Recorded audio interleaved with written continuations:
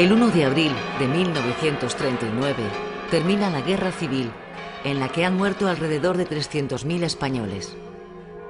Para los 25 millones que han sobrevivido a la contienda, comienza ese día un largo y difícil periodo de posguerra.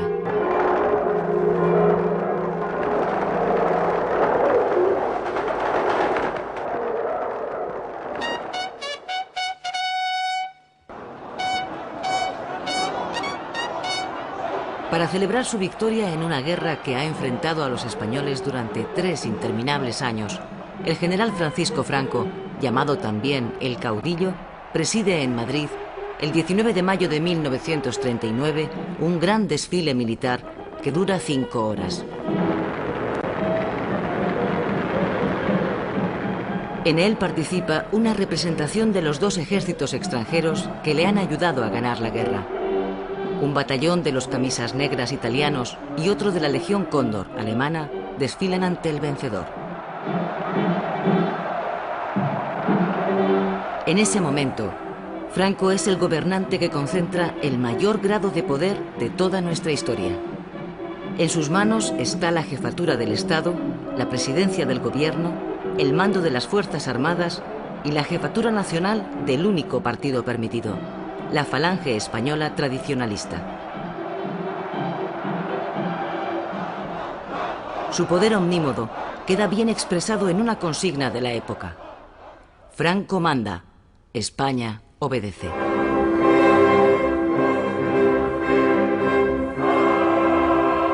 Al día siguiente del desfile de la victoria, Franco recibe la bendición de la Iglesia española.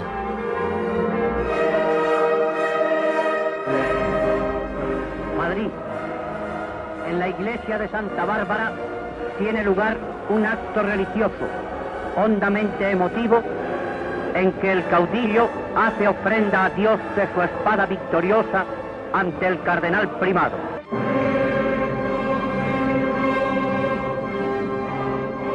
El nuevo Estado, que se declara confesionalmente católico y defensor de la fe, devuelve a la Iglesia Católica el poder y la influencia perdidos durante la República.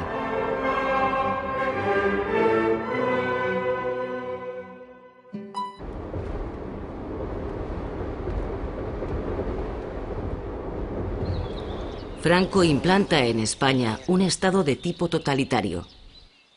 Un Estado totalitario armonizará en España el funcionamiento de todas las capacidades y energías del país, en el que dentro de la unidad nacional el trabajo, estimado como el más ineludible de los deberes, será el único exponente de la voluntad popular. La dictadura militar suprime todas las libertades democráticas. Los partidos y los sindicatos quedan prohibidos. Los estatutos de autonomía del País Vasco y de Cataluña son derogados y sus lenguas perseguidas. Los medios de comunicación son sometidos a la férrea censura del Estado. Los funcionarios públicos son depurados. El saludo fascista con el brazo en alto es declarado saludo nacional. Los españoles se convierten en súbditos. La dictadura de Franco se va a apoyar en 3 pilares esenciales: el ejército, el partido único, dominado por los falangistas, y la Iglesia.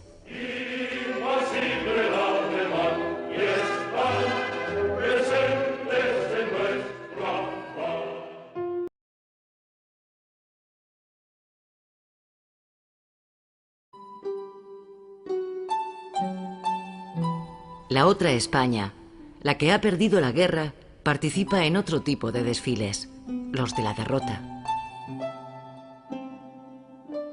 Cerca de 500.000 de españoles huye del país en dirección a Francia. En la misma frontera, las mujeres y los niños son separados para ser enviados a refugios del interior.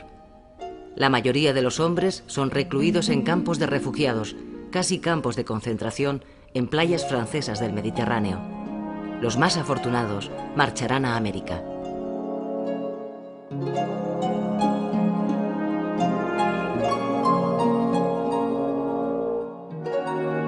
La gran mayoría de los vencidos que optaron por quedarse en España han sido detenidos y son obligados a recorrer el país con destino a campos de prisioneros donde quedan encerrados. En un primer momento, las plazas de toros y los campos de fútbol se convierten en depósito de los más de 300.000 prisioneros. Medio centenar de campos de concentración provisionales se abren en toda España para encerrar a los miembros cautivos del ejército republicano. El siguiente paso es la depuración de responsabilidades políticas.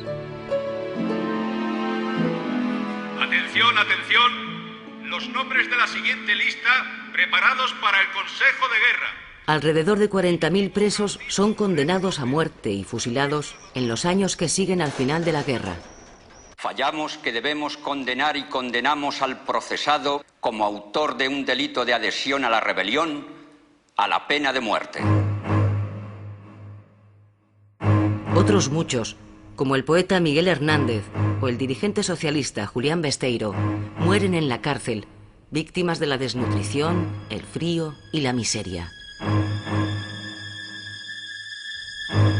La feroz represión sobre los derrotados es una de las bases en las que se asienta el nacimiento del nuevo régimen. De hecho, el estado de guerra se mantiene en vigor 9 años más, hasta 1948. La paz solo llega para los vencedores. Sobre los vencidos cae el castigo, la humillación y el miedo.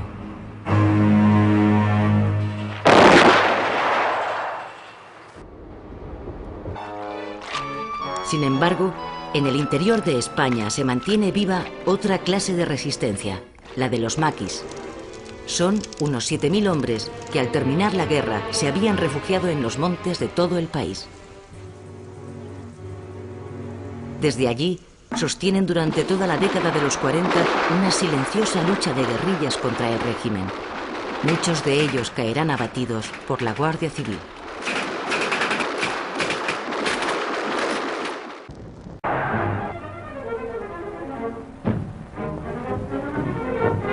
En la prisión de Porlier y durante la Navidad se celebra una misa que oyen todos los reclusos y a la que asiste el ministro de Justicia, don Eduardo Aunoz.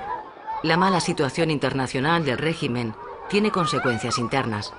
La feroz represión de los primeros años de posguerra se suaviza y el número de presos desciende. El último decreto de libertad condicional abre las puertas de las cárceles para numerosos condenados que se reúnen emocionadamente con sus familias.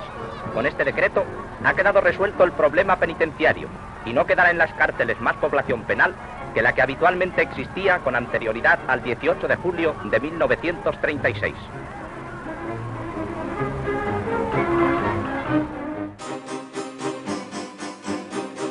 Muchos de los presos que ahora salen en libertad han pasado por campos de trabajo para reducir sus penas. De ellos, unos 20.000 han estado aquí, en Cuelgamuros, excavando el interior de la montaña para construir el Valle de los Caídos, un gran mausoleo en memoria de las víctimas de la Guerra Civil. La idea, del propio Franco, se puso en marcha en 1940.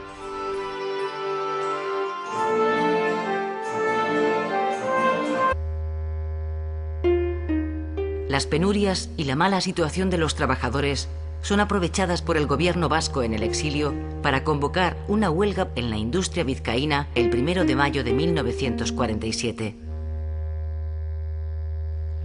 La huelga, que constituye un éxito, es seguida por 50.000 obreros.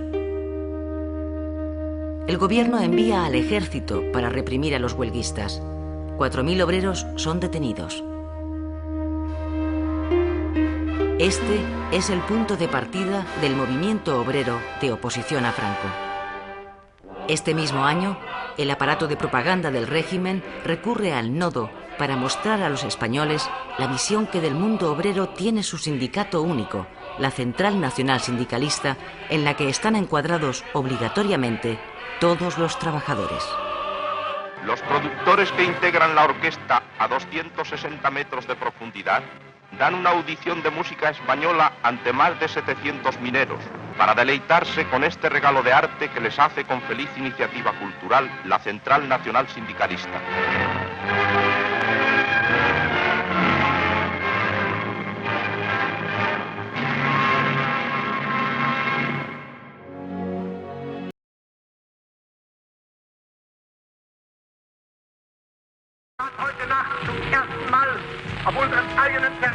Con la invasión de Polonia por la Alemania de Hitler, comienza, a los 5 meses del final de nuestra guerra, la Segunda Guerra Mundial.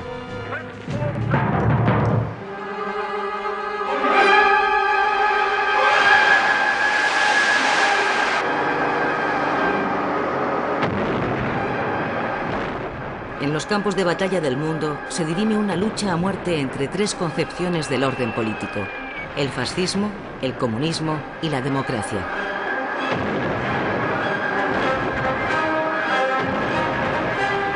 El rápido avance de los ejércitos alemanes en Europa modifica la política española, que en un principio había sido de neutralidad plena. Pero el convencimiento de Franco de que la Alemania nazi ganaría la guerra y su interés en establecer un nuevo imperio español en el norte de África le hacen variar su política exterior para alinearse con Alemania. Octubre de 1940. Hitler y Franco se citan en Hendaya para celebrar una decisiva entrevista. Se va a abordar la entrada de España en la guerra.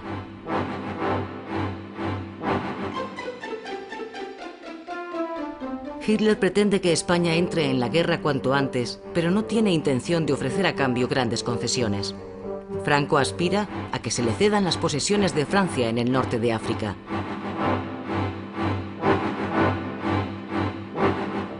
Pero no habrá acuerdo. La entrevista, que durará 7 horas, se saldará con un fracaso. En un intento por convencerle, Hitler encarga a Mussolini que hable con Franco, pero también fracasa. El régimen franquista recupera el entusiasmo por la Alemania nazi cuando Hitler invade la Rusia de Stalin, a quien los falangistas consideran el principal responsable de nuestra guerra civil. Franco autoriza la formación de una fuerza militar de voluntarios, la División Azul, para enviarla al frente ruso en ayuda de Alemania.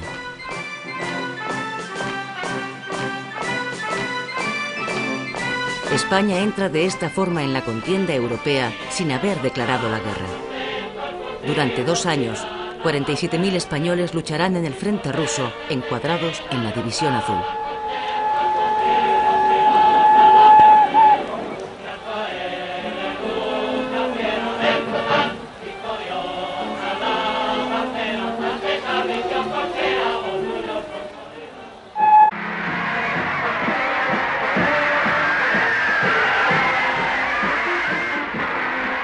Con la liberación de París, en el verano del 44, se acerca el fin de la Guerra Mundial.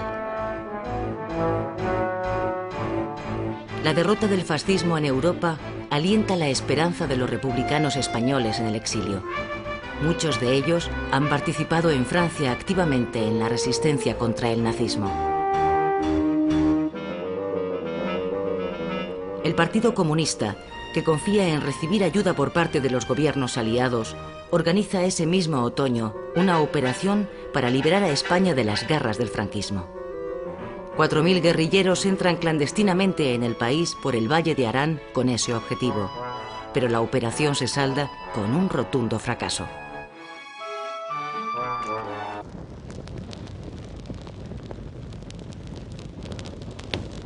Tras la victoria de los aliados, el régimen de Franco pasa a ser el único fascismo que, habiendo apoyado a Hitler, sobrevive en Europa.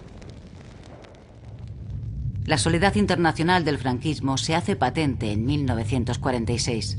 Ese año, las Naciones Unidas niegan a España la entrada en su organización y recomiendan, además, a los países miembros que rompan relaciones con el régimen franquista.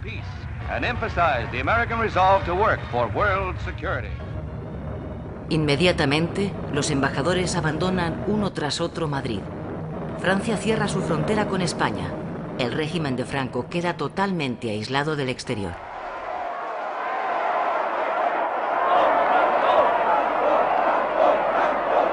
El gobierno español reacciona organizando una manifestación patriótica ante el Palacio Real para demostrar ante el mundo el respaldo popular al régimen.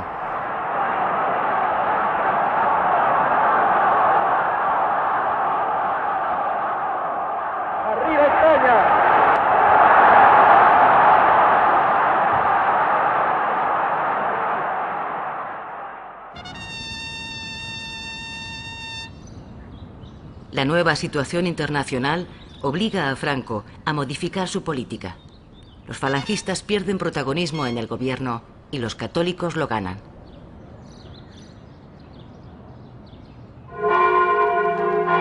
El régimen pretende distanciarse del fascismo derrotado a base de acentuar su carácter católico. Las procesiones, las concentraciones religiosas y los ejercicios espirituales se celebran masivamente en todo el país. Para el régimen es una necesidad de política interna, pero es también una reafirmación frente al rechazo exterior. Son los años del nacionalcatolicismo. La Falange, en consecuencia, pierde algunos símbolos de su poder. El saludo fascista, con el brazo en alto, deja de ser saludo nacional. Además, el partido único, Falange Española Tradicionalista, pasa a ser llamado genéricamente el Movimiento. ¡Arriba España! En su estrategia para ganar una cierta legitimidad, el gobierno organiza en 1947 un referéndum. Se trata de aprobar una ley de gran importancia para el futuro del régimen, la Ley de Sucesión. España se constituye en reino, aunque sin rey. Franco es definido como jefe vitalicio del Estado y se le reconoce el derecho a elegir a su sucesor. La ley es aprobada por el 93% de los votantes. Es el primer pucherazo de la historia del régimen.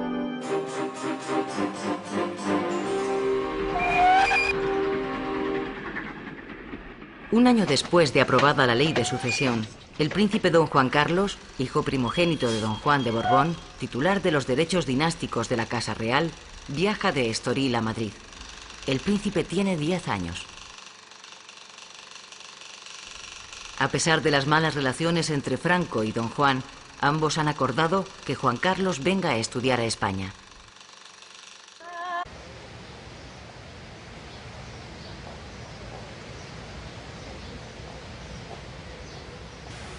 Pasados los peores momentos del aislamiento internacional a la dictadura, Franco confía en vencer el recelo de las potencias democráticas hacia su régimen. En el Palacio del Pardo, Franco rige y gobierna el destino de los españoles y vela su paz fecunda, como fue Adalid en la hora de la dura batalla.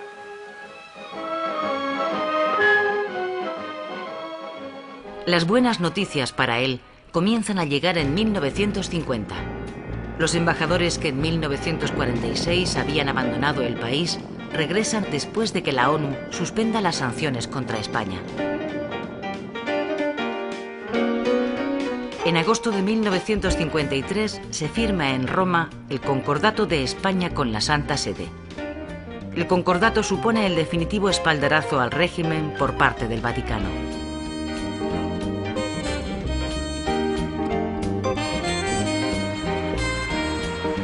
Tan solo un mes después, España firma con los Estados Unidos un tratado de amistad y cooperación. A cambio de recibir ayuda económica, España permite instalar en su suelo 4 bases militares norteamericanas. Este acuerdo es para Franco su mayor éxito diplomático. Sin haber renunciado a su régimen dictatorial, ha logrado el respaldo de Estados Unidos.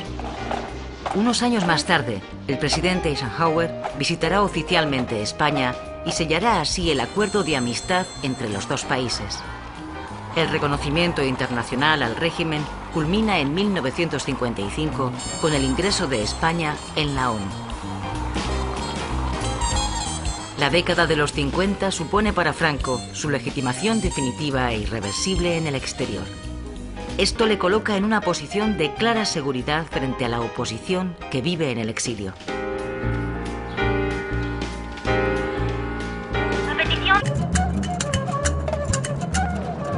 En abril de 1956 llega a Madrid Mohamed V, el sultán de Marruecos. Viene a firmar el protocolo de la independencia de su país. Un mes antes, Francia había otorgado la independencia a su protectorado en Marruecos, y ante las constantes revueltas en el protectorado español, a Franco no le queda otra salida que hacer lo mismo. Ambas personalidades pasan a la antecámara, donde Franco tras hacer presente el afecto de España hacia Mohamed V, le impone el collar de la Orden Imperial del Yugo y las flechas. La pérdida del protectorado de Marruecos supone para el régimen del 18 de julio el fin definitivo de su sueño imperial. A partir de entonces, España tendrá que hacer frente, además, a las constantes aspiraciones territoriales del nuevo Estado marroquí.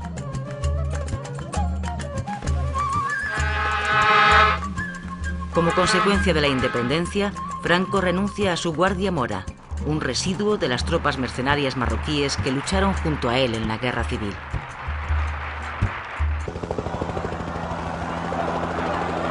En 1959, coincidiendo con el 20 aniversario del final de la Guerra Civil, Franco inaugura el Valle de los Caídos.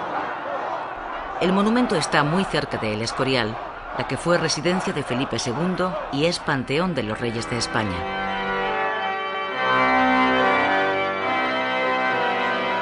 Franco ha querido imitar al rey Felipe, construyendo él también un monumento que perpetúe el recuerdo de su victoria militar sobre la mitad de los españoles. Pocos días antes de la inauguración han sido trasladados hasta aquí y enterrados los restos de José Antonio Primo de Rivera, fundador de la Falange. También Franco tiene previsto ser enterrado en el Valle de los Caídos, junto al altar mayor.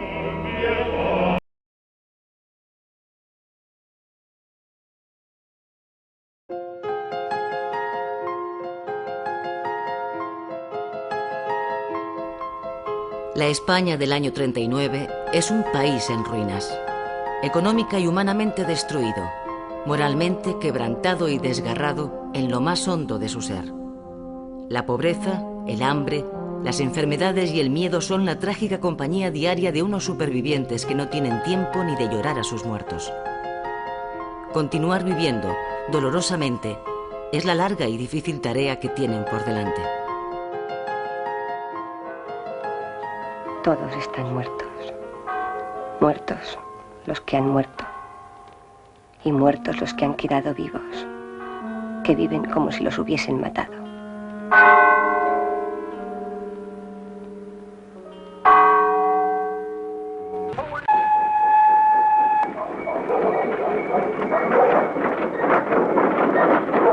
¡Preparados! ¡Prisa! ¡Aquí! La dramática escasez de alimentos en la España de posguerra hace florecer un colosal tráfico ilegal de víveres. Es el llamado extraperlo que abastece el mercado negro.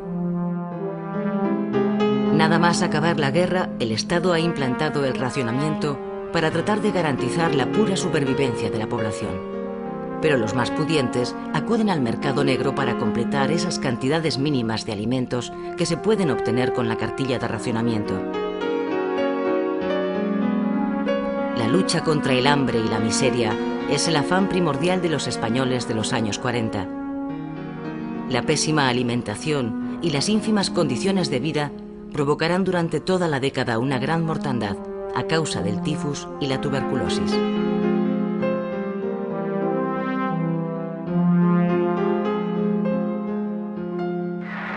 El problema de la falta de alimentos se hace dramático a causa de la sequía que devasta el campo español durante los años 44, 45 y 46, los más secos del siglo. La pertinaz sequía es la recurrente expresión que utiliza el régimen para justificar la escasez de pan. La falta de trigo en una situación de aislamiento internacional endurece el racionamiento. El extraperlo se generaliza y los precios se doblan en pocos meses, pero los salarios permanecen estables.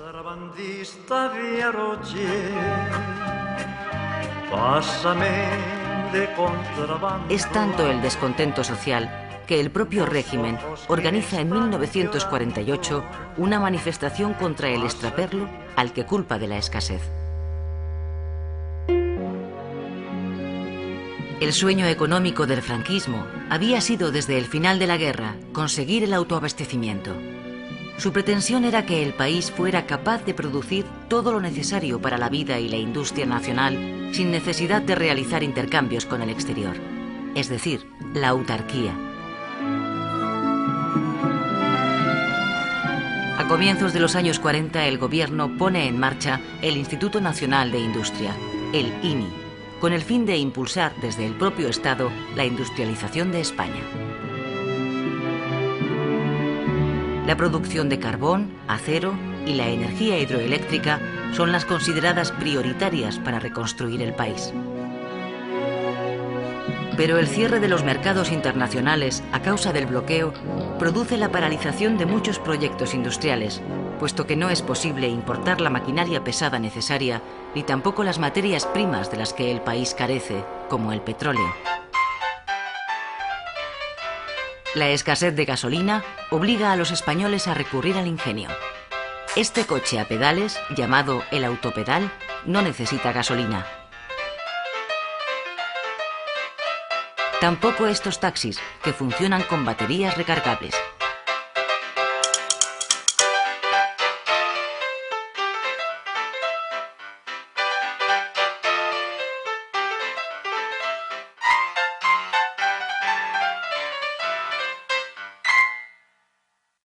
Francisco Franco, caudillo de España por la gracia de Dios.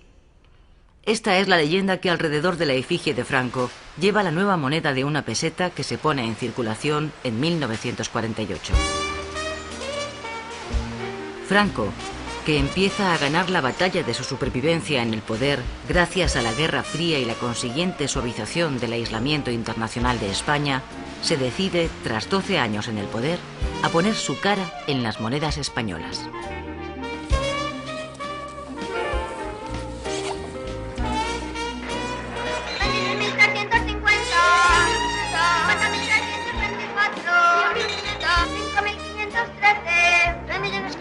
Pesetas. 3.500.000 pesetas acaban de ser. La lotería de Navidad es la única vía que tienen los españoles para acceder al mundo de los sueños. Para casi todos, el sueño es el mismo, que les toque el gordo, para salir de pobres.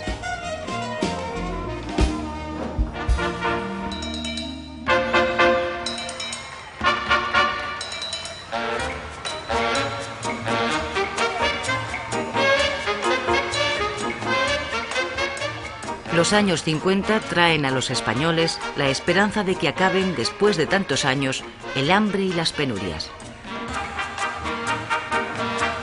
Esa esperanza se cumplirá a mitad de la década, cuando España recupere por fin el mismo nivel de vida que disfrutaba antes de la guerra. En 1952 desaparecen las cartillas de racionamiento y el racionamiento de los alimentos de primera necesidad. Ya se puede comprar libremente pan.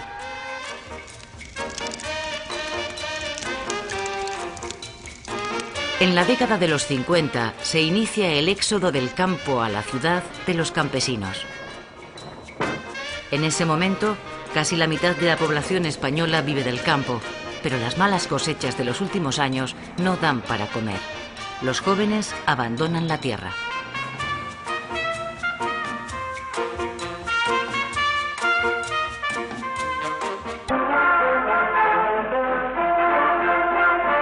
España ya tiene un rascacielos. Se trata del edificio España. Tiene 27 pisos y 117 metros de altura. Es el más alto de todo el país y pronto estará listo para ser habitado.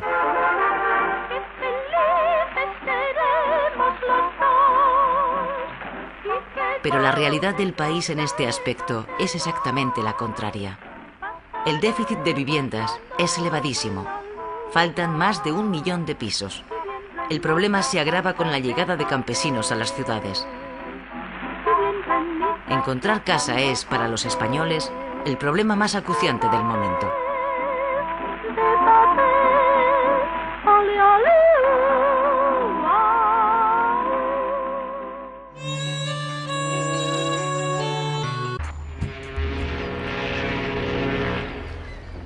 En 1957, España está al borde de la bancarrota.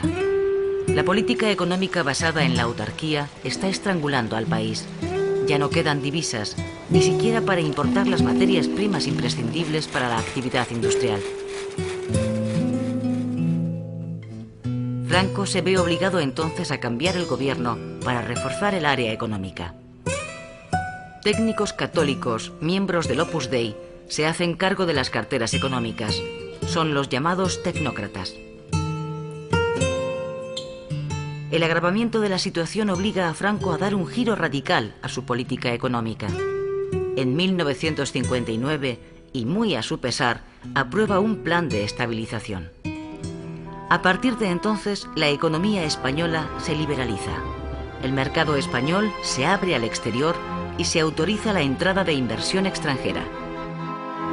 La peseta sufre una de las mayores devaluaciones de su historia y pierde casi la mitad de su valor. Mi peseta, ¿qué le pasó a mi peseta? Que ahora vale 3 reales. Yo me vuelvo majareta con la gloria de mi padre. Mi peseta, ¿qué le pasó a mi peseta?